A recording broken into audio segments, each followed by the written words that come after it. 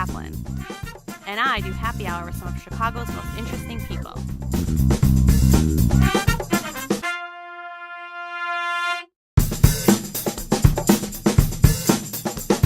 I met Leslie Fields, the Director of Public Policy for Governor Quinn, for happy hour at RM Champagne Bar in the West Loop. Cheers. Cheers. So good to see you. You too. So how did you get into politics? My family's really interested in politics and has always been involved in politics. You know, we would talk about our days, what we did in school that day, and then somehow the conversation would generally veer toward politics in some way, shape, or form. Did everyone have the same views, or was everyone mixed? They didn't. My mom sort of was a hippie when she was younger, Yeah. and was always engaged in politics and talked about public interest work, and you know that our goal should be to help other people if you can. I think if you were to ask me when I was in like 3rd or 4th or 5th grade, what do you want to be when you're older, I probably would have said like, I want to be a policy director. That's impressive. I wanted to be a waitress, actually. Really? I think in 3rd grade. Oh, I'm sorry it didn't work out for you.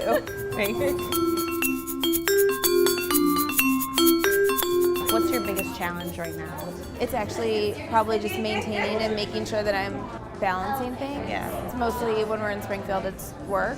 I generally will try to schedule plans if I have them on like a Monday or a Thursday or Friday in Chicago, because I want to make sure that I'm still going out and spending time with friends and dating and doing all those things that I need to do outside of work. Life balance. Right, the perpetual challenge. Yes, exactly.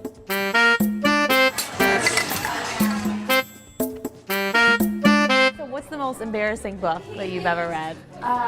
50 Shades of Grey. I'd never heard of it before. Yeah. And I'm like, okay, this sounds like maybe it would be interesting. There's an alluring gentleman in the book and a girl who gets taken by him.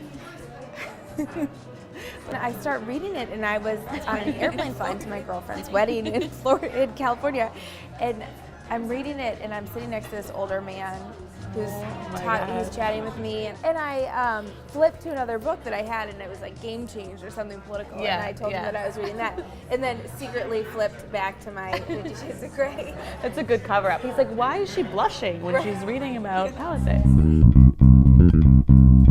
I'm actually in the market for a book club. Oh, I know one for you. Yeah. They're like really fun, but they're very serious about their reading. You can do it with me. Okay, maybe I will. Or I'll stop by when you guys are done talking about the book, and I'll just have drinks with you. Do they still make Cliff Notes? Did you ever use those back in the day? I may have. I won't. You're like, no comment on that.